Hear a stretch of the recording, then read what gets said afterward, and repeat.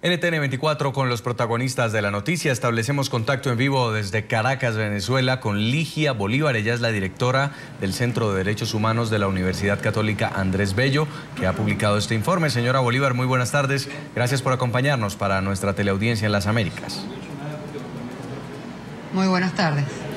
¿Cómo se borra el rastro de una tortura? ¿Cómo se quita la evidencia de una lesión en una persona que puede haber denunciado haber sido atropellada, en este caso, en las protestas del año pasado, por la Guardia Nacional Bolivariana?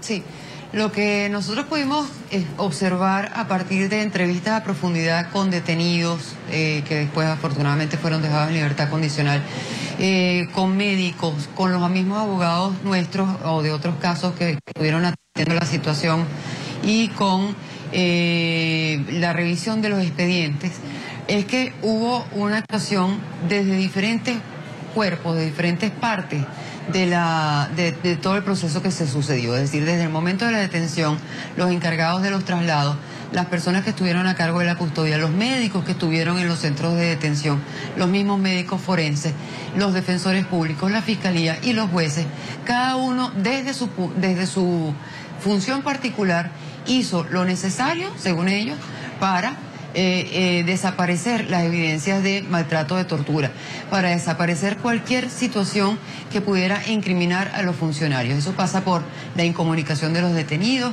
el traslado a hospitales militares de aquellos que presentaban lesiones graves, donde había un absoluto hermetismo en relación con esa situación, el hecho de que ni siquiera los detenidos sabían cuál era la característica, o sea, cuál era el estatus del médico que los estaba examinando. Pensaban que eran los médicos forenses y resulta que eran los médicos del mismo centro de detención, que son funcionarios adscritos al órgano responsable.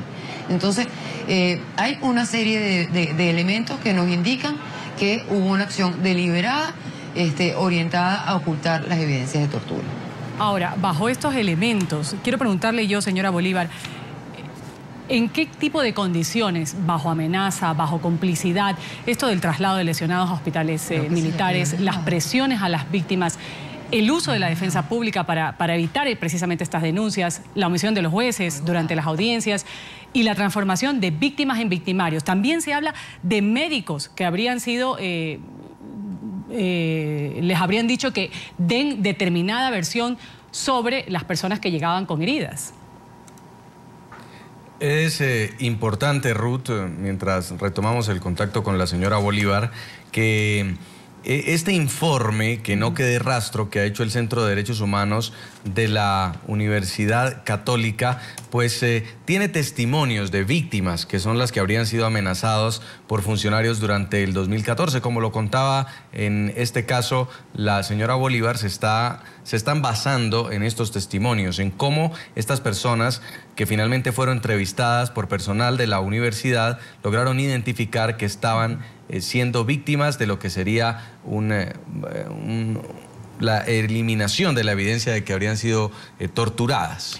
Así es, este informe, como ha sido denominado que no quede rastro, emitido, como lo decimos bien, por el Centro de Derechos Humanos de la Universidad Católica Andrés Bello, una universidad prestigiosa en Venezuela, ha revelado que los órganos de poder público que habrían ocultado evidencias sobre casos de tortura a los detenidos en las protestas. En esa ocasión hubo un saldo de 854 heridos y lesionados. Esto habla el informe. Ya hemos retomado la comunicación en Caracas, Venezuela, con Ligia Bolívar. Ella es directora del Centro de Derechos Humanos de la Universidad Católica Andrés Bello, quien publicó este informe.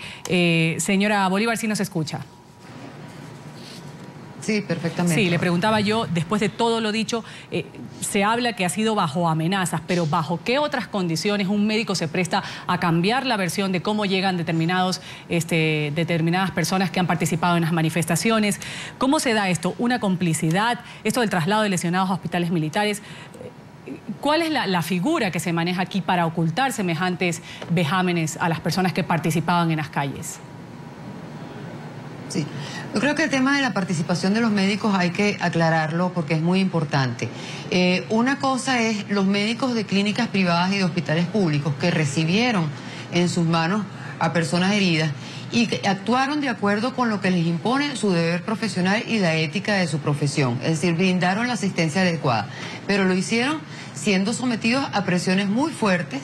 Aún así hicieron su trabajo, pero fueron sometidos a presiones muy fuertes para dar de alta antes de tiempo a una persona, para evitar el tratamiento de una persona, para entregar los resultados médicos a los militares o a los funcionarios que estaban en la custodia. Es decir, hubo presiones por parte de las Fuerzas Armadas, por parte de los órganos que provocaron las lesiones contra esos médicos. Afortunadamente, ellos actuaron en apego a su ética profesional y no se dejaron vencer frente a esas presiones, y por esa razón tuvimos estos elementos.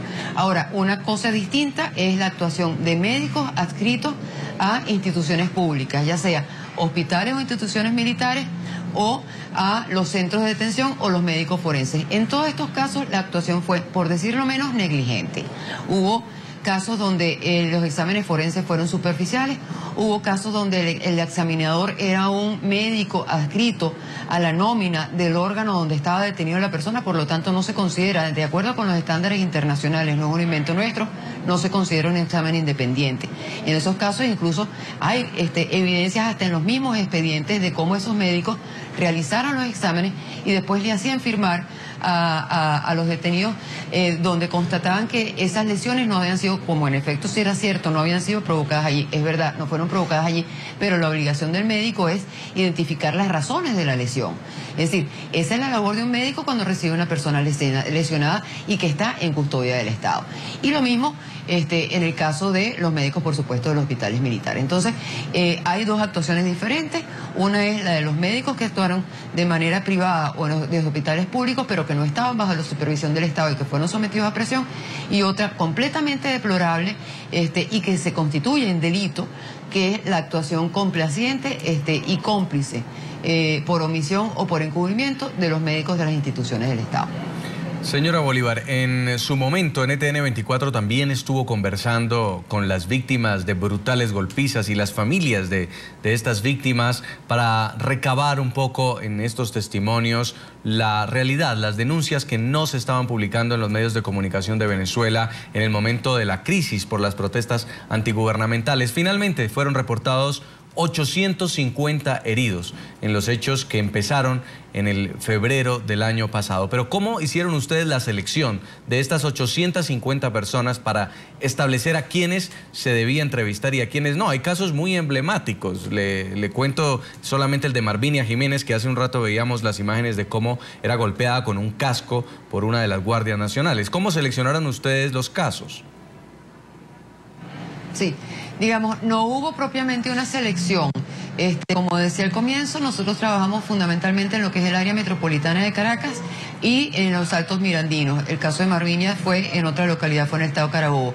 Pero en todo caso, el criterio de selección, si la pregunta es por qué Marvinia no aparece, es porque en el caso de Marvinia no hubo ocultamiento de la evidencia. Este informe está centrado en aquellos casos en los que hubo ocultamiento de la evidencia, desde el momento de la lesión hasta el momento de la presentación en tribunales.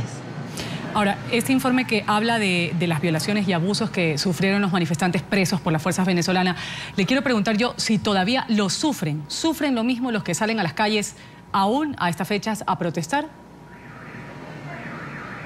Mira, nosotros no podemos especular, no es trabajo del Centro de Derechos Humanos, nos basamos en los hechos, en las investigaciones realizadas y creo que las fuentes consultadas por nosotros, que fueron expedientes, víctimas, médicos, etcétera, abogados, son lo suficientemente precisas como para decir que en el año 2014 hubo un ocultamiento deliberado de la evidencia. Si está sucediendo o no en el 2015 tendríamos que investigarlo para poder afirmarlo. Estas denuncias, directora, son muy graves y seguramente van a alcanzar escenarios internacionales. Pero siendo este régimen represivo, ¿espera la universidad alguna represalia? Mira, todas las personas que trabajan en derechos humanos, sean a nivel académico o de organizaciones no gubernamentales, tienen un ámbito de protección que lo establece la Declaración de Naciones Unidas sobre Defensores de Derechos Humanos. Lo que no podemos hacer es ocultar la información que tenemos. Nuestra obligación es brindar asistencia a las personas que fueron afectadas, brindar asistencia a las víctimas y en la medida en que ellos nos autoricen, dar a conocer la información. Y estos casos son informaciones autorizadas por las víctimas. Vamos a agradecer a Ligia Bolívar, directora del Centro de Derechos Humanos de la Universidad Católica Andrés Bello. Gracias por habernos acompañado con sus respuestas aquí en NTN 24, el canal de las Américas. Una buena tarde para usted. Muchas gracias.